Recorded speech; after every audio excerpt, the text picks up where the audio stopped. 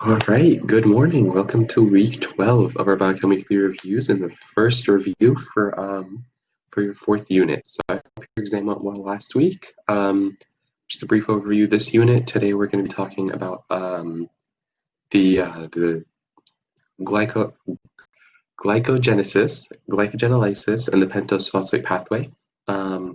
Next week is going to be the tricarboxylic acid cycle. And then the following week will be the electron transport chain, and that'll be it. So you guys are nearly to the end of this course. Congratulations on that. Before we jump into the content, I just want to add one thing. Today is going to be one of the interesting topics because we're kind of doing a lot. So we're talking about glycogen, we're talking about pentose phosphates, and we're talking about kind of the application of them with respect to glucose and glycolysis. And so if you do have any questions, feel free to just pause, ask me to clarify something anytime. Okay. So I'm just going to go ahead and jump right in. Why doesn't glycogen phosphorylase use ATP to cleave glycogen? So the basic idea behind glycogen is it's there as an energy storage, right? We don't want a ton of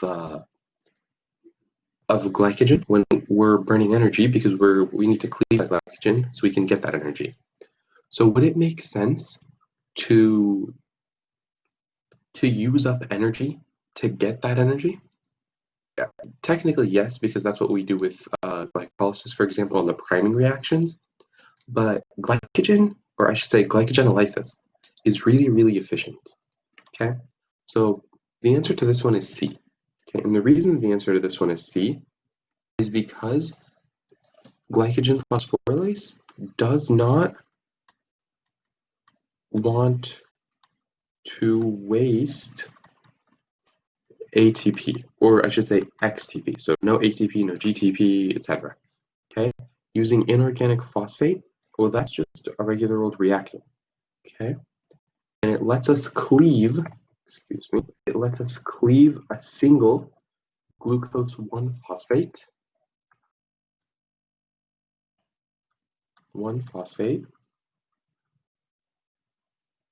from your storage glycogen that is then isomerized into G6P. Does anyone remember the enzyme?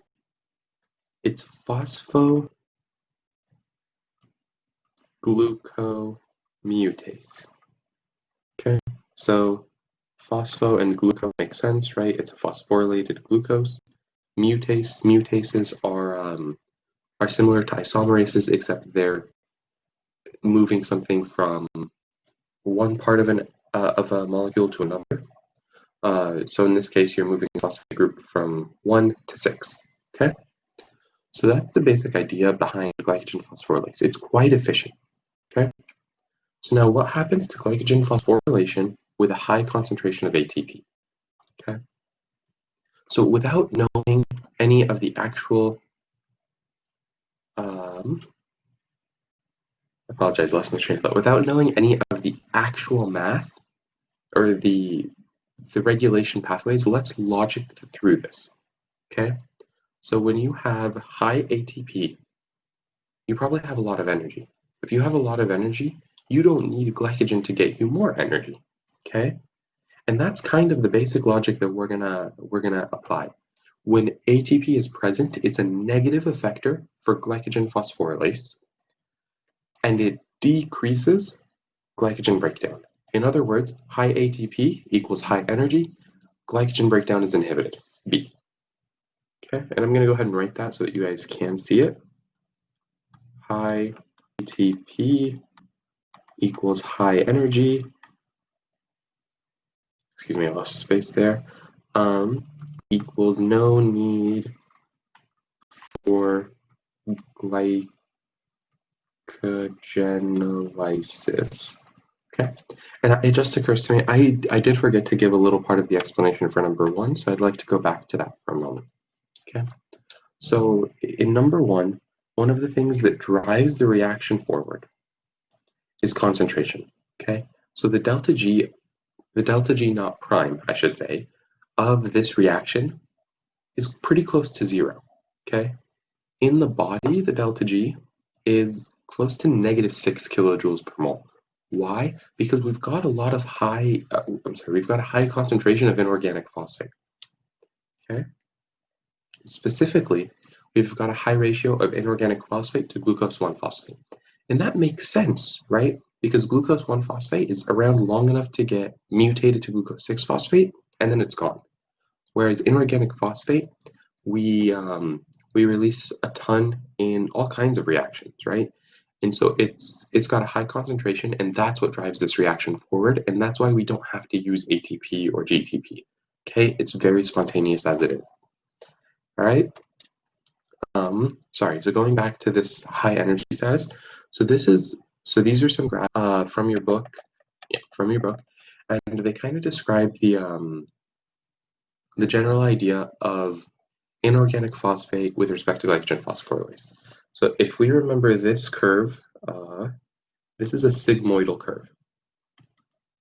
Okay, sigmoidal curves, as it says, imply cooperativity. Okay, so ATP is a negative effector. Excuse me. ATP is a negative effector of glycogen phosphorylase, and glucose 6-phosphate has a similar effect. Okay, why for both of these? So ATP being a negative effector tells us we have a lot of energy. Glucose 6-phosphate being a negative effector, well, it tells us that we've done enough with glycogen phosphorylase and we can take a break. And so what that does is, as you guys can see, it shifts the reaction down, and by shifting the reaction down, this is a K system, if we remember right. If we remember from the enzyme regulation chapter last unit, so rather than K being somewhere around here, and this is just an approximation, K shifts to here, okay? And so, like it says in the parentheses down here, they decrease the affinity of the enzyme for PI, okay? In other words, it slows and inhibits the reaction by making it to where the binding occurs less often, okay?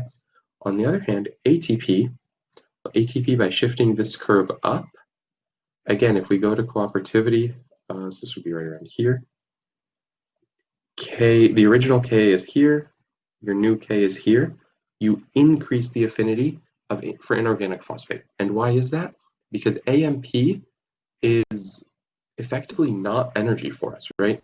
So the reason that ATP gives us high energy is because you've got your, and I don't remember exactly how to draw, got your adenosine molecule, it's attached to a phosphate group, it's attached to a phosphate group, and it's attached to a phosphate group. Okay?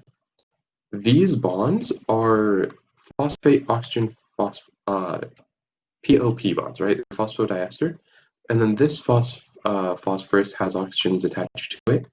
And so what you get is this really, really polar molecule where your your phosphoruses are pretty partially positive, which makes this want to cleave. So these are high energy bonds because they're so unstable. Okay? AMP doesn't have all this. AMP cuts off right here. I mean, it's not great, but it's not unstable enough to push this reaction forward. Okay? And that's why to push a reaction forward. It doesn't give us a ton of energy. Okay? So, what kind of modification converts glycogen phosphorylase between its A and B forms? Okay, so we talked about modifications with that same regulation chapter that I just talked about above with cooperativity. So allosteric regulation, if you guys remember, is when a future product comes back to activate or inhibit that's feedback regulation specifically, but allosteric is something binding at a site other than the active site to change the affinity or the rate of the reaction. Covalent regulation, covalent regulation is things like phosphorylation, methylation, acetylation, things like that we talked about. Cleavage of the phosphorylase, the best example that I have is proinsulin to insulin. When it cleaves and stays attached by those disulfide bridges, that's when it becomes insulin in its active form. And finally, cooperativity with the presence of G6P. It's cooperativity.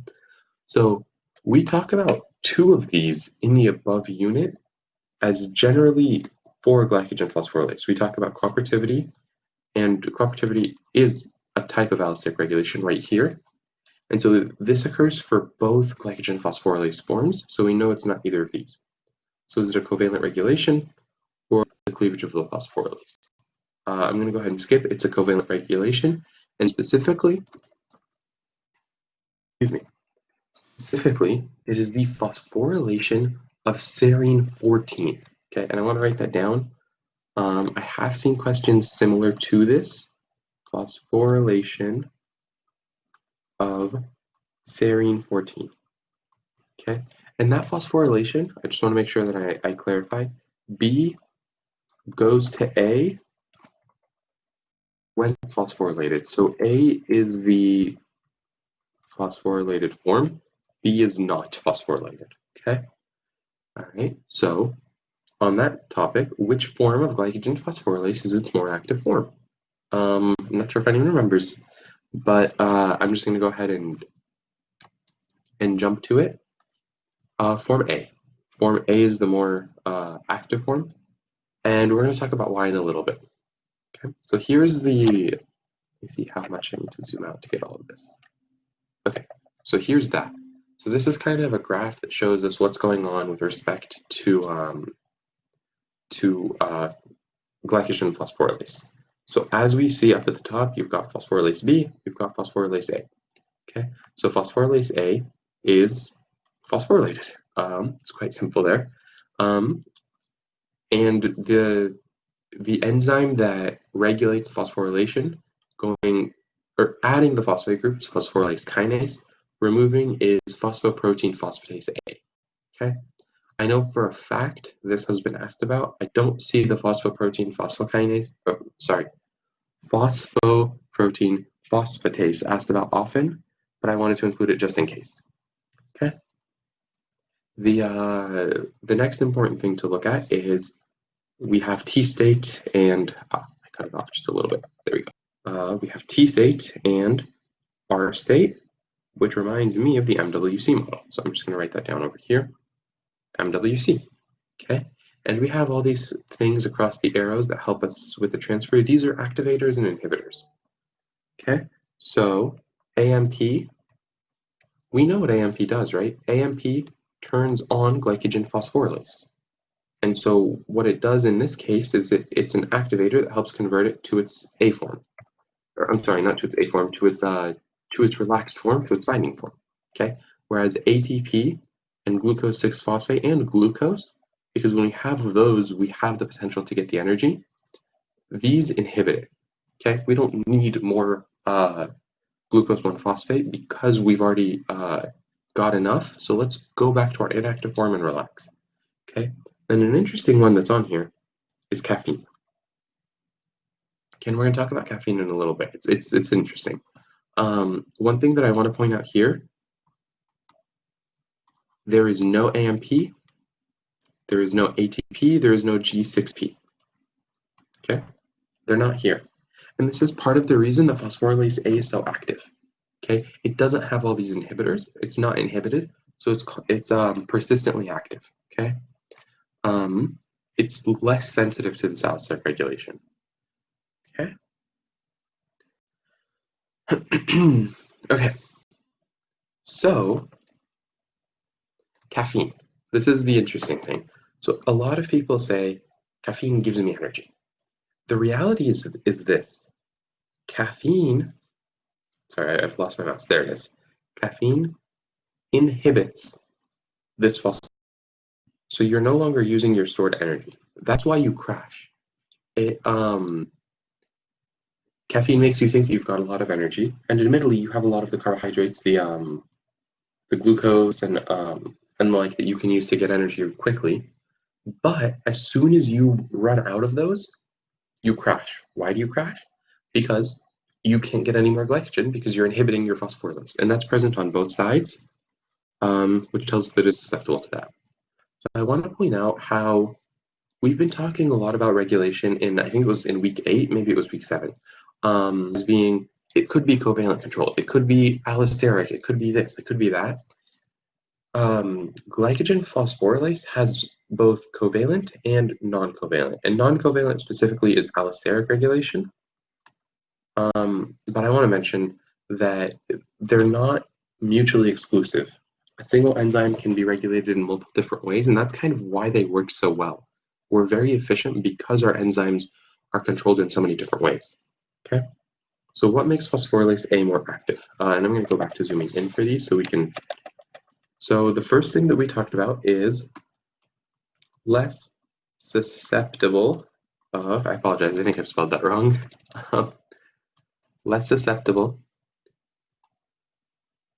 to, let's say sensitive, so I'm sure I don't spell that wrong. Sensitive to allosteric regulation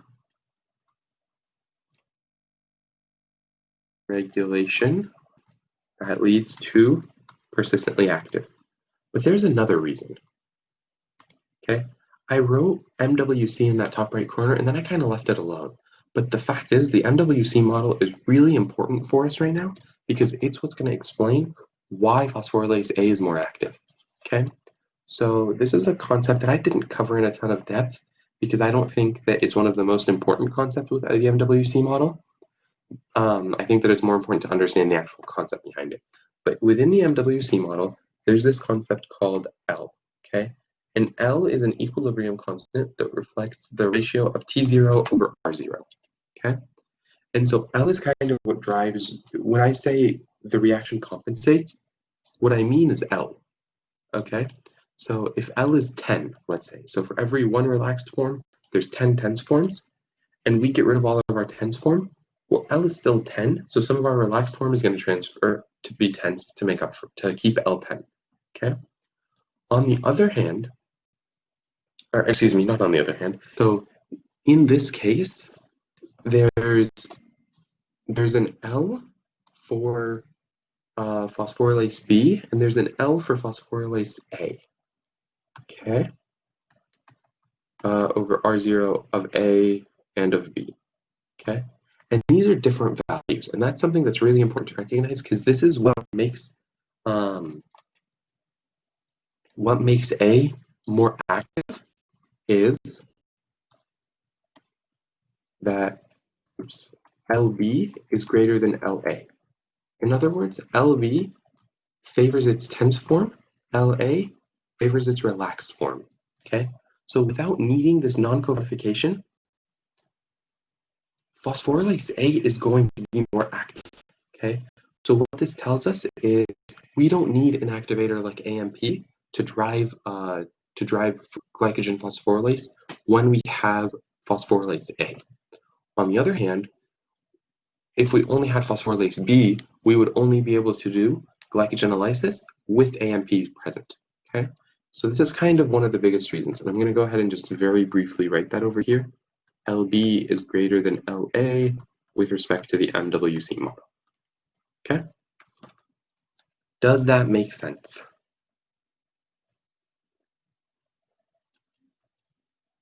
Okay, awesome. So the next unit we have to talk, or the next subject we have to talk about is, okay, we've talked about something being phosphorylated and that helping it. But let's talk about that phosphorylation in more depth. How does it work? Why does it do what it does, etc. Okay, so this is called cascade regulation. It's phosphorylation cascade, whatever you want to call it, but effectively it starts with a hormone. Okay, so in this case, epinephrine or adrenaline or glucagon. So let's think about what each of those does. Okay, what does glucagon do? What does epinephrine do? So glucagon, remember, is supposed to raise the concentration of glucose in the blood. Okay, so when you have low blood sugar, your glucagon helps you make up for that. And epinephrine or adrenaline, adrenaline, right? It triggers when our fight or flight is active. Basically, these guys tell us we need more energy. More energy. Okay, so that triggers this cascade that eventually gets us to phosphorylase A. But for now, I'm just going to go through each individual part. So you start with adenylyl cyclase. Adenylyl cyclase is a protein. Okay, and you activate this protein through this hormone. Okay, so this could be you've got your phospholipid bilayer here. There's a receptor right here for hormone, and then right next to it is adenylyl cyclase, and it tells adenylyl cyclase to activate. Okay, so adenylyl cyclase converts ATP to what's called cyclic AMP. Okay, so it's cyclic because it's a cyclic structure. It's a ring. Okay. Then I apologize. I really want to fix ATP. There we go.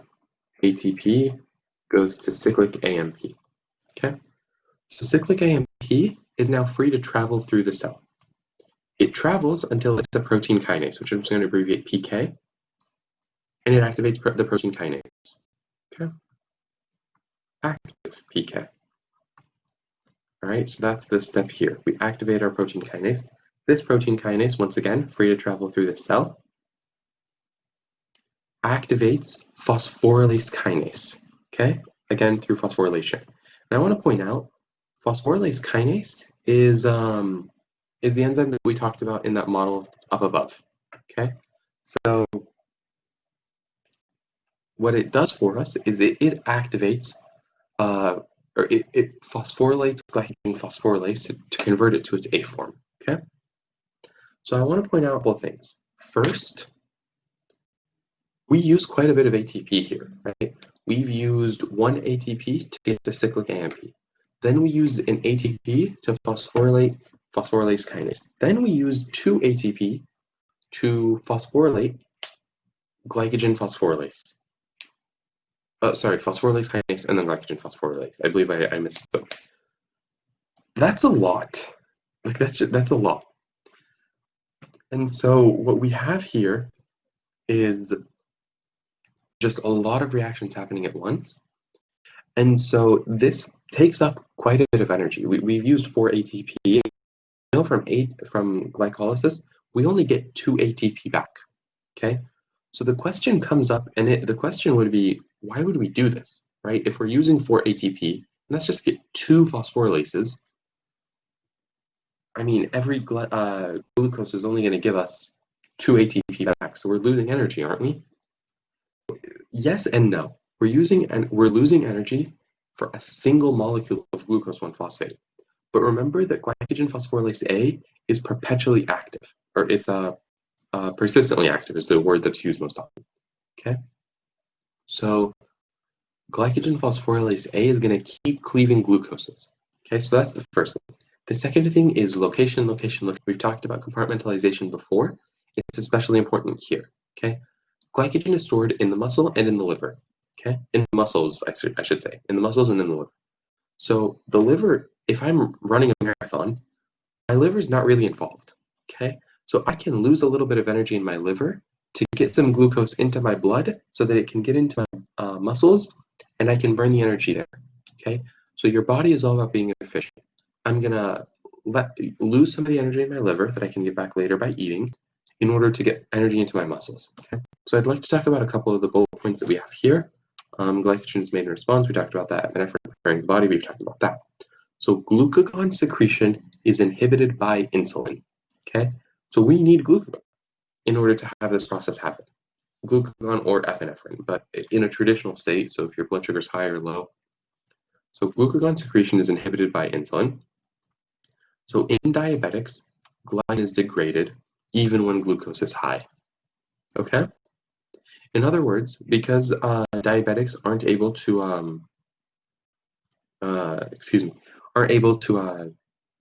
either release insulin or detect insulin and react to it, you're going to keep this cycle is going to keep happening because glucagon is going to keep being secreted. And since glucagon is going to keep being secreted, even if your glucose level is high, you're going to keep getting glucose into the blood.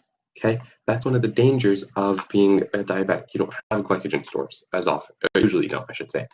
Okay, so let's talk about the CAMP-dependent protein kinase. Okay. Well, actually, before we talk about that, I want to point out that this is also called a cascade. It's also able to do what's called signal amplification.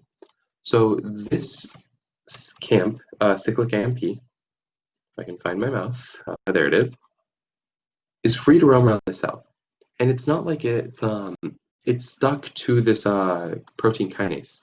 As soon as it finishes doing with the protein kinase, it can leave and go to another protein kinase, and go to another protein kinase, and go to another, and so on and so forth. Okay? So a single cyclic AMP molecule could activate 10 protein kinases. All right, but that can happen here as well, because this protein kinase is free to roam around the cell. So it could activate this phosphorylase kinase, it could activate the next one, and so on. So maybe each enzyme, or each step in this pathway activates 10 of the next step. So one cyclic AMP activates 10 protein kinases. Each protein kinase activates 10 phosphorylase kinase, and then phosphorylase kinase activates 10 phosphorylases. Well, we just made 1,000 glycogenphosphorylase A's. Okay, so the energy that we're dealing with, I should say the amount of molecules that we're dealing with is very, very high very quickly, and that's really fast. And so that makes our reaction really fast. Okay. Yeah, so I think that's all I have to say about this cascade regulation, unless anyone has any questions. Okay. All right. So how cyclic AMP dependent protein kinase regulated? All right. So, and for convenience, I'm just going to call it protein kinase. So this kinase has 4 subunits. Okay. It's got, and I'm going to draw them as circles for convenience, but I will actually draw them in different colors. So we have 2 catalytic subunits, which are the ones that are in green, catalytic and catalytic. And then we have 2 regulatory subunits, which are in blue. Okay, so it's kind of exactly like it sounds like. The catalytic subunits are the ones that are going to actually do the reaction, or the actual active kinase, whereas the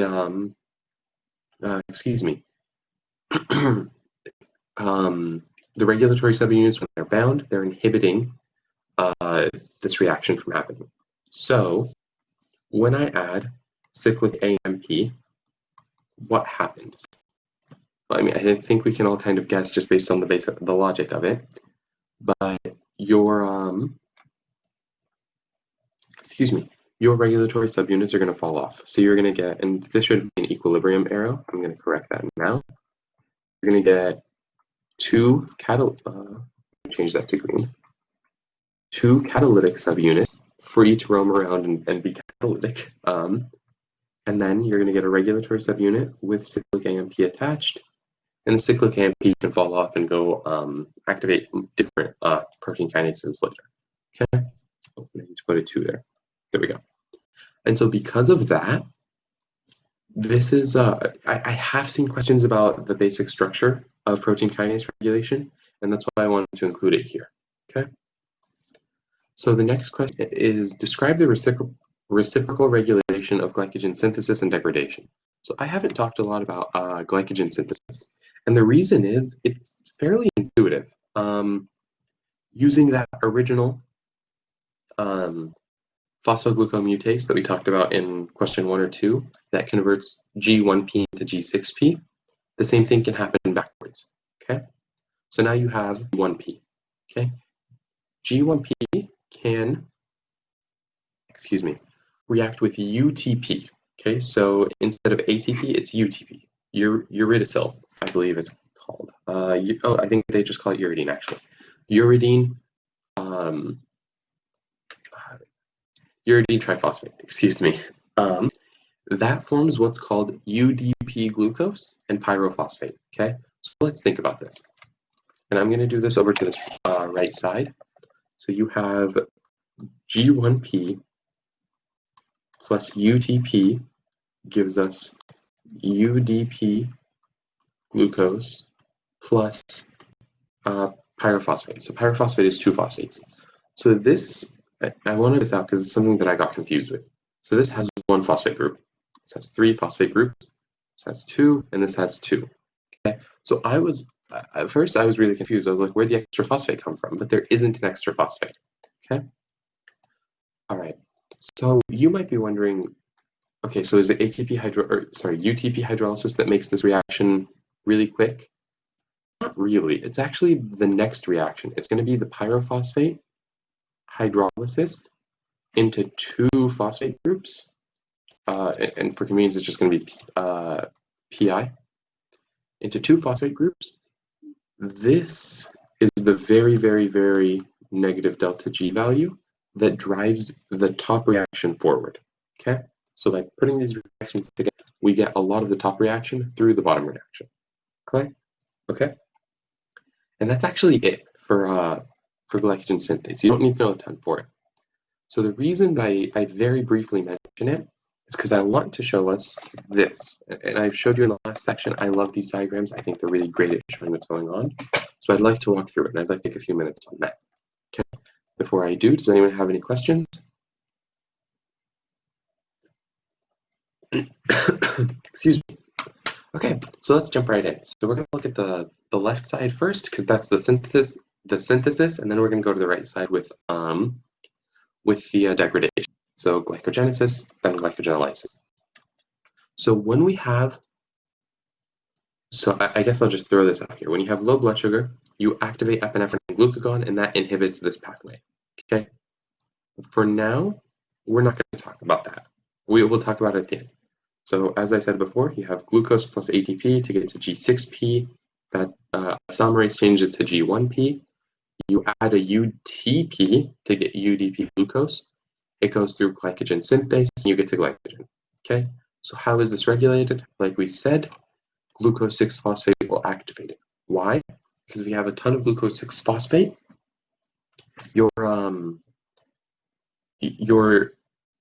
the reaction of G6P to G1P, well, the equilibrium of that, if this thing keeps increasing, it's going to shift to the right. So the more G6P you have, the more that's able to be converted into G1P, the more that's able to go through glycogenesis. Okay, and as you guys see, the one that I talked about on the left, when you have low blood sugar and you need energy, you want to inhibit this pathway because you need to get the energy out of glycogen, not putting more into glycogen. Okay, so now, starting at the top, you have glycogen. You're going to go through the glycogenphosphorylase reaction because you've gone through it, it's activated, it's whatever it is, and you're going to get to G1P.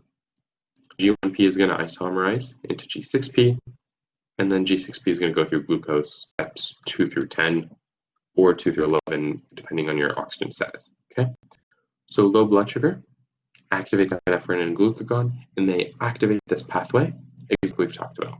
Okay, I hope that makes sense. And a couple of things that I'll add are these at the top, the allosteric regulators here. Inorganic phosphate and AMP indicate that we don't have a ton of energy. So they're going to activate glycogen phosphorylase so that we can get some energy. ATP and glucose 6-phosphate because they're, because they indicate we have a lot of energy already. They're going to say, hold on, we don't need more, and they're going to pause this reaction. Okay. So once again, G6P is here everywhere. Okay. Because G6P is our, it's reciprocal regulation, right? It activates one, inhibits the other. Okay. So moving into the next question. What is used to prolong ATP availability in the muscles? So this is an interesting question, and it's one that I've seen asked quite often. It is a good question that a lot of professors like to ask because a lot of people will get this wrong. And the short answer to this is it's phosphocreatine. So phosphocreatine is it's quite literally what it sounds like. It's creatine, some molecule that's got a phosphate group on it. And you can remove that phosphate group to get ATP. You can add a phosphate group to creatine to get phosphocreatine.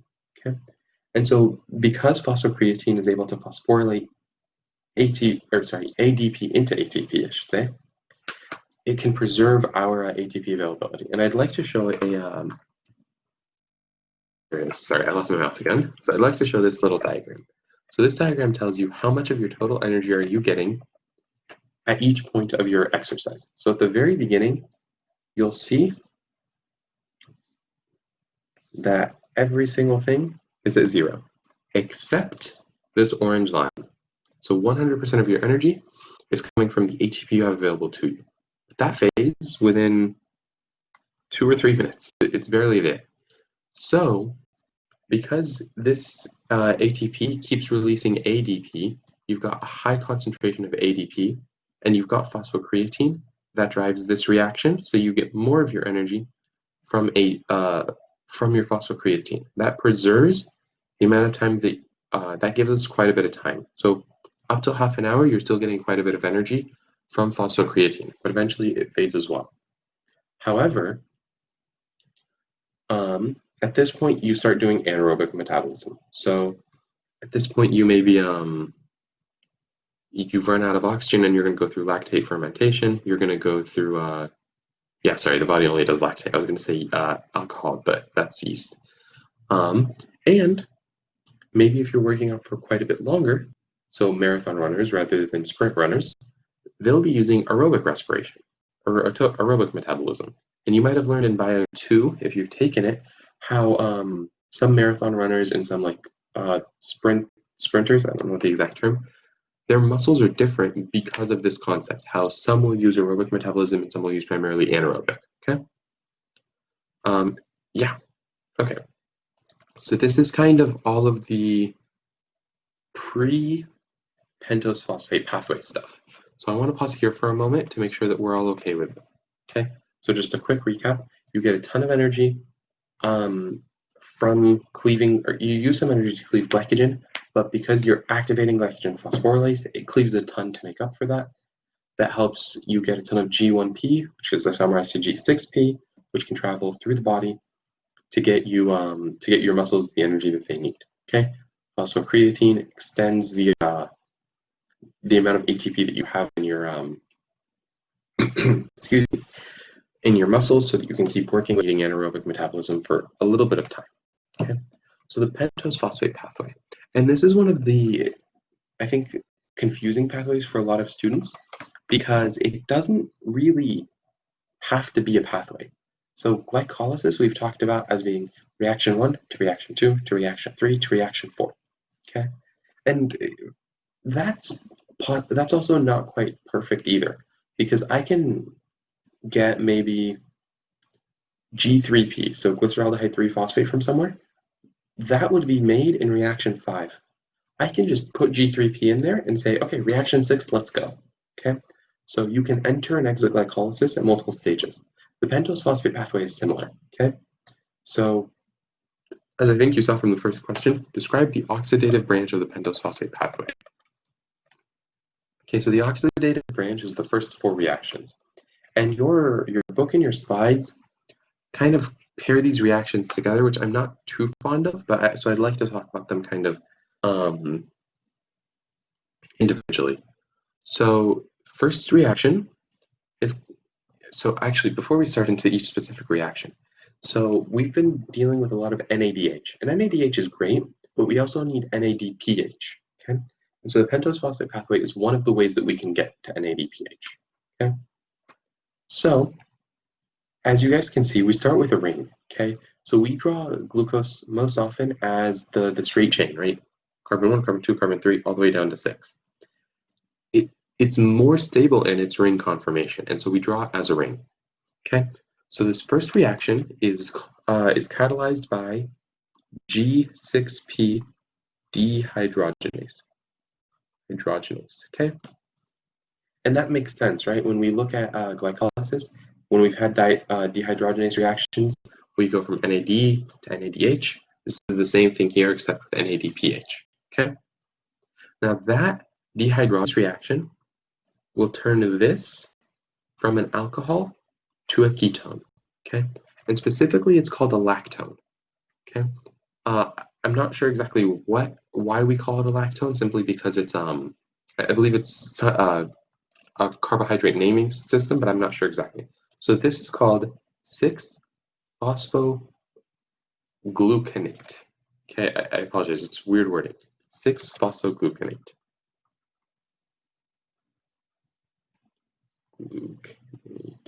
So now when we think back to, gosh, it must have been Gen Chem and OChem, bond angles. This bond angle is very unstable, okay? When you have this ketone forced into this position, it's very unstable, And that's why with no enzyme required, it's going to hydrolyze into its linear form. You can have an enzyme, I should say, but it doesn't require one, okay? So the enzyme that you could use is called gluconolactanase, okay? Gluconolactanase, okay? And that turns it into its straight chain, okay? Still 6 carbons, just now you have a, and now you're getting rid of the ketone, okay? So you still have your aldehyde, same as always, all right? So now, we're back to straight chains, and we're going to be dealing with straight chains for the rest of this, okay? So the next reaction also makes NADPH, and this reaction is catalyzed by, if you couldn't guess, it's just like this one, right? So this is the name of the reactant, dehydrogenase. This is going to be the same thing. 6-phosphogluconate, which I'm going to abbreviate 6-PG, dehydrogenase. Okay, so this is called the oxidative branch for one specific reason. This is the half really of the pentose phosphate pathway where we get NADPH. Okay, and that's what makes it the oxidative branch. So that should tell us. So if I say there's a non-oxidative branch, you should be able to conclude, okay, so that one's not going to actually give us oxidation, and that's true. Okay, so what's the product that we get out of this? We get ribulose 5-phosphate. Ribulose 5-phosphate. Phosphate. Okay, your body doesn't really need ribulose 5-phosphate. It's nice, but it doesn't give us very much. So we've got a bunch of enzymes that can help us get rid of this for something more stable. Okay, so one thing that I want to point out, and this is the non-oxidative branch. Before I start this, the last time we saw these kind of double arrows was in reactions 4 and 5 of glycolysis. And 4 and 5 were cleavage reactions. So basically you had a single 6-carbon thing, and it split into 2 3-carbon molecules. That's not what's happening here. What's happening here is you have 2 ribulose 5-phosphates. Okay, there it is. 2 ribulose 5-phosphates. One is going to go this way, and one is going to go that way. Okay, so ribulose 5-phosphate is going to isomerize using. I'd like to quickly talk about those. So these are both isomerizations. However, they're specific isomerizations. So reaction 4, so the top one, is called just an isomerization. Your excuse me, your carbonyl is moved to a different carbon. Okay, isomerization. And I never finished. There we go. Isomerization. On the other hand, this is called an epimerization. Epimerization. So if you notice, the difference here is this carbon. The alcohol and the hydrogen of the carbon switched places. So everything is the same with every other molecule. It's just not within a carbon, but groups are exchanged on a single carbon rather than between carbons. Okay, so they're slightly different. I think they both are classified as isomerizations, but epimerizations are a special case. So regardless, from our 2 ribulose 5-phosphates, we get 1 ribose 5-phosphate and 1 xylulose 5-phosphate. Okay, now you've got a reaction. So I want to point out very carefully, these are 2 5-carbon molecules. In other words, we have 10 carbons. And if you notice, so this is reaction 5 to reaction 6, reaction 6 to reaction 7, and so on. You go to 7 carbons and 3 carbons. You go to 6 carbons and 4 carbons. This last bit doesn't really count, and I'll show you guys why later. But the point is, you never add a carbon, you never remove a carbon. And I want to really emphasize that because that's something a lot of students get confused by.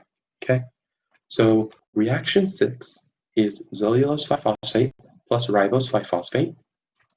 They transfer basically these two carbons up there, okay, into ribose 5-phosphate. So this is called a transketolase, okay? So ACE, common enzyme, keto, and trans is transfer, okay? So this gives us cytoheptulose 7-phosphate and glycerin-aldehyde 3-phosphate, okay? I apologize, that's a typo. It should be glyceraldehyde. I'm not sure why there's a typo on there, okay? All right, reaction 7 is not a transketolase. Why? Because we don't have a ketone anymore. We have aldoses, so it's a transaldolase. It's aldolase. And specifically, it's this aldol, this going to this. Or, excuse me. Excuse me. This one, most specifically, is the transfer of this group. Apologize. To there.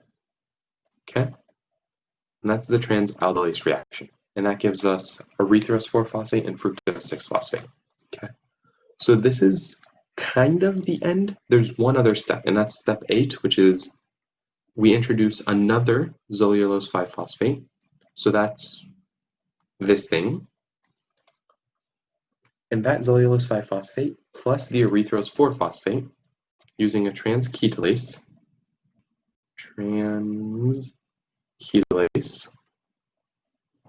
Transfer. I'm not sure why it's not letting me draw. That's bizarre. I apologize, my OneNote just closed. Give me one moment to let it reopen. That's very strange. I apologize for that happening. Okay. So I'm just going to share this again. Okay, there we go. Yes. Okay, terrific. So this is a transketolase, and these two carbons are transferred to erythrose to give you another fructose 6-phosphate and glyceraldehyde 3-phosphate. So I want to point out that our products are glyceraldehyde 3-phosphate, fructose 6-phosphate, and fructose 6-phosphate. So like I talked about before, you can enter and exit glycolysis at any stage, and this is how it happens. So your fructose 6-phosphate can go into glycolysis, and you can, after all this, and you can get some energy out of them, excuse me. So there are kind of there are 4 really important products of the pentose phosphate pathway. Fructose 6-phosphate, glyceraldehyde 3-phosphate, ribose 5-phosphate, and NADPH. Okay, so ribose 5-phosphate for RNA, mostly. We need NADPH for biosynthesis. It gives us the reducing power.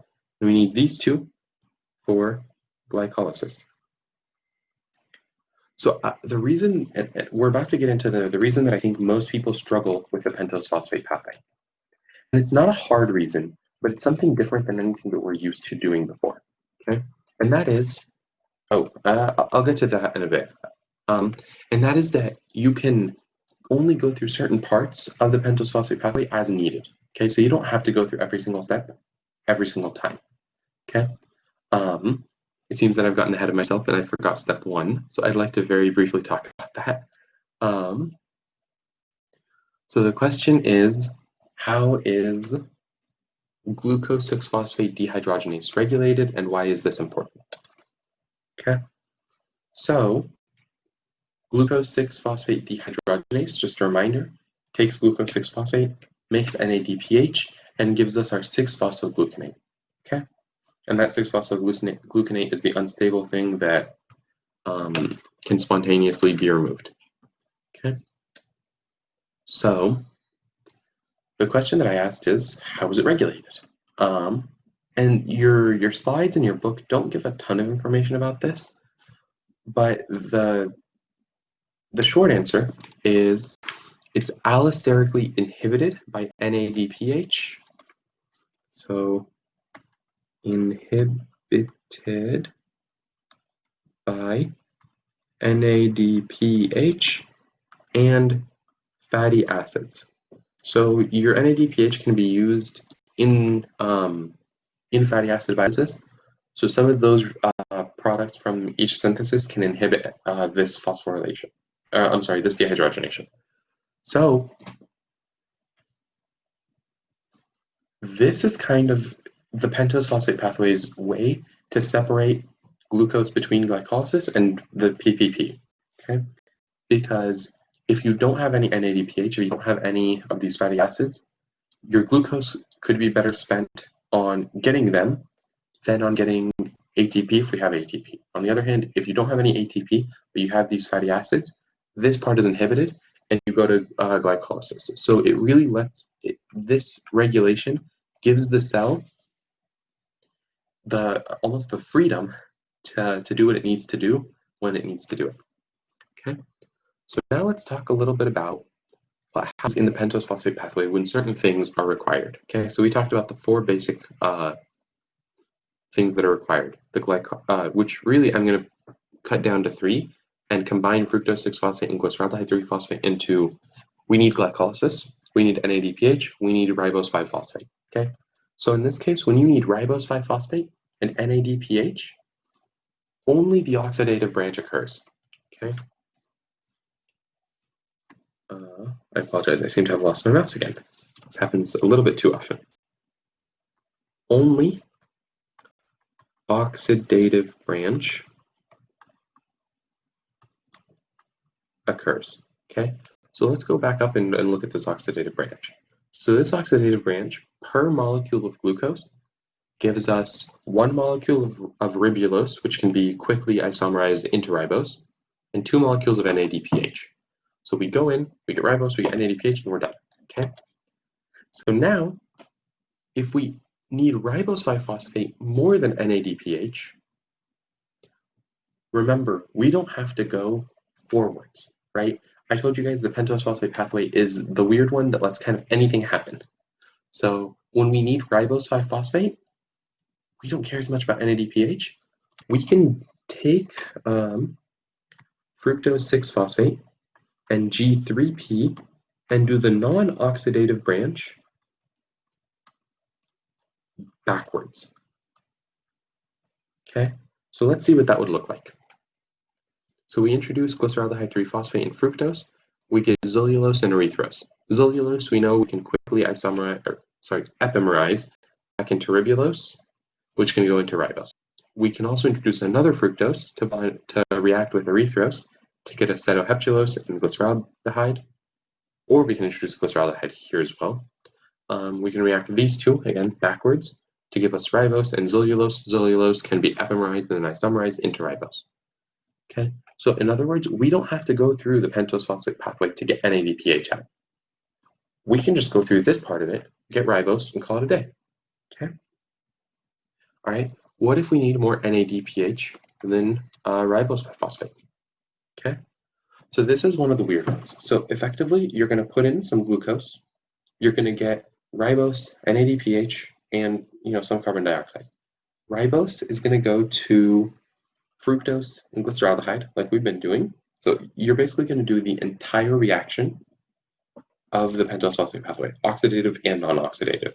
However, your fructose and glyceraldehyde now, you use them to get back to glucose 6-phosphate by gluconeogenesis. Okay, so in other words, and I wish I had basically copied and pasted this slide into here because I think the slide says it best. But so basically, you're going to do all of PPP, then gluconeogenesis to get back to glucose. So now what have we done? We've made a ton of NADPH. We haven't made a ton of ribose. We really haven't made any ribose. And we basically got back most of our glucose. So the net reaction of just making NADPH using glucose is, and I'm going to write it over to the side, G6P plus 12 NADP plus, let me fix that, NADP plus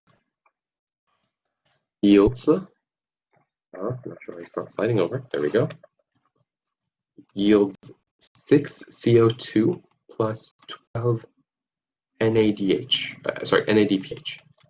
In other words, we get 12 NADPH per glucose molecule. That's a pretty great deal for the body, and so it'll do that when it doesn't need ribose. Okay. What if we need, like we see on the next one, ATP and NADPH, but you don't need any ribose? It's a great question. Let's give ourselves a little bit more room to write. So we're going to do exactly like we did above. We're going to do all of the pentose phosphate pathway. Then we're going to get our fructose and our glyceraldehyde, and instead of going into gluconeogenesis, we're going to just finish glycolysis. Okay? So all of PPP, then just glycolysis. Okay? So in other words, the pentose phosphate pathway is less of a single pathway and more a bunch of enzymes near each other that you can use if you need to. Okay? So we can either do the entire oxidative branch and just stop at ribose and just get NADPH and get ribose. We can do the non-oxidative branch backwards to get to ribose if we don't need any NADPH. We can do the entire reaction, oxidative and non-oxidative, to get NADPH and then glycolysis and gluconeogenesis intermediates. If we want to go back to glucose, we can just work back up through gluconeogenesis. If we want more energy, we can just work our way through glucose. Okay, so the pentose phosphate pathway is really, really versatile, and this is kind of what makes it so important, right? So I asked earlier, how is glucose 6-phosphate dehydrogenase regulated and why is it important? We talked about how it's regulated. Why is it important? Because we only want the specific reactions that'll get us what we need. If we need NADPH, let's get NADPH. If we need ATP and NADPH, let's get both of them. If we need this but not this, we can get there. Okay? And the reason we get there is because of the versatility of this pentose phosphate pathway. Okay. So I don't want to spend too much time on the pentose phosphate pathway, despite it being one of my favorite pathways personally. So I would just very briefly want to make sure that I emphasize again, glycogenphosphorylase is very heavily tested. You do need to know the basic idea behind uridine. Uridine binding to glucose and the synthesis, basically, glycogenesis. You need to know the regulation. So reciprocal regulation, ATP, AMP, glucose 6-phosphate, your hormones, glucagon, epinephrine, and insulin, because those are quite important. But besides that, there's not really much else. This chapter is kind of just wrapping up everything that we've been doing with carbohydrates before we jump into the big energy makers, which are the tricarboxylic acid cycle and the electron transport chain. Okay, so if nobody has any questions, then thank you all for coming. I'm going to go ahead and wrap up a little bit early today. If you do have any questions that you think of later, please feel free to pop into our drop-in tutoring. We're open 10 a.m. to 8 p.m. Monday through Thursday, then 10 to 5 on Friday and Saturday. Okay, thank you all so much, and have a great rest of your day.